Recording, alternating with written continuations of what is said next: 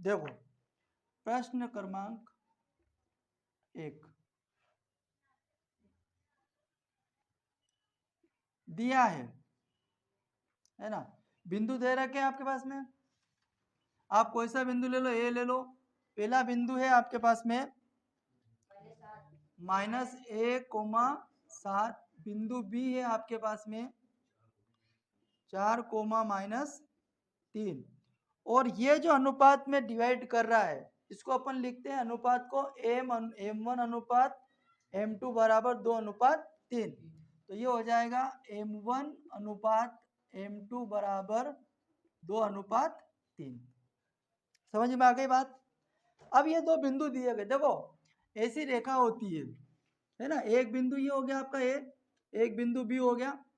इस बिंदु के निर्देशांक अपन मान लेते -1,7 है और इस बिंदु के निर्देशांक मान लेते अपन -4,-3 है। अब इसको दो अनुपात में कुछ भागों में विभाजित करना पड़ा, दो अनुपात में। तो दो अनुपात जो बिंदु होगा तो एक अनुपात इधर का मान लेते हैं m1 और इधर मान लेते हैं m2। तो यहाँ के जो निर्देशांक होंगे ये अपने को क्या करना है, निकालना पड़ेंगे।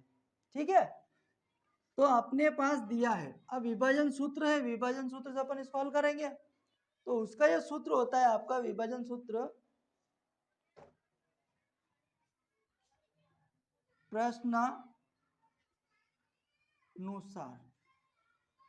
प्रश्न अनुसार में दो x और y। तो पहला होता है x बराबर m1 x2 plus m2 x1 बटे m1 प्लस m2। दोनों को चाहो तो एक साथ निकालो, दोनों को चाहो तो अलग अलग निकाल सकते हैं। पहले x का निकाल लेते फिर y का निकाल लेते हैं, है ना। तो अपने पास देखो अब आपके पास x1 बराबर कितना आ जाएगा -1 और y1 बराबर आ जाएगा आपके पास में 7। x2 बराबर आ जाएगा आपके पास में 4 और y1 y2 बराबर आ जाएगा आपके पास -3 और m1 बराबर 2, m2 बराबर 3। ठीक हो गई बात। अब अपने को पता चल गया किसका मान रखना है। सबसे पहले अपन रख लेते हैं x बराबर m1 की वैल्यू अपने पास पता है 2 गुणित x2 अपने पास है 4 प्लस m2 आपके पास में 3 गुणित x1 आपके पास है -1 बटे m1 प्लस m2 यानी कि 2 प्लस 3। ये हो जाएगा आपका 2 4 दूनी 8।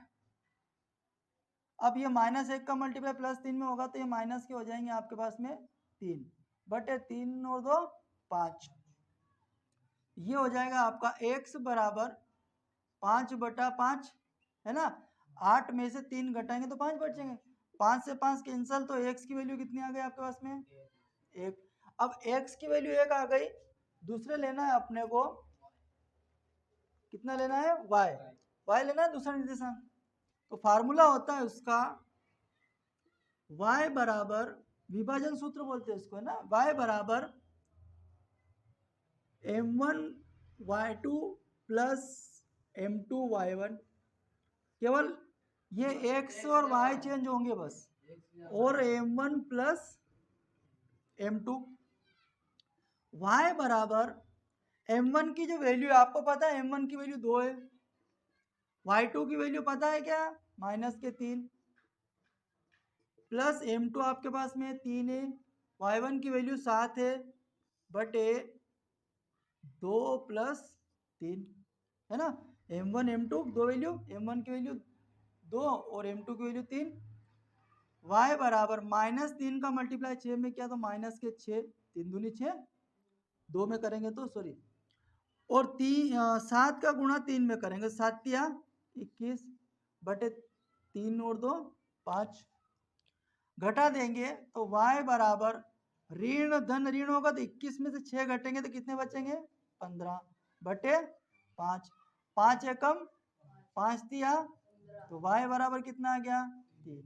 तो हमारे पास जो निर्देशांक जो हमने बिंदु बीच में निकाले थे वो रेखा पे यहाँ के x, y, तो इसके जो निर्देशांक होंगे, अतः बिंदु के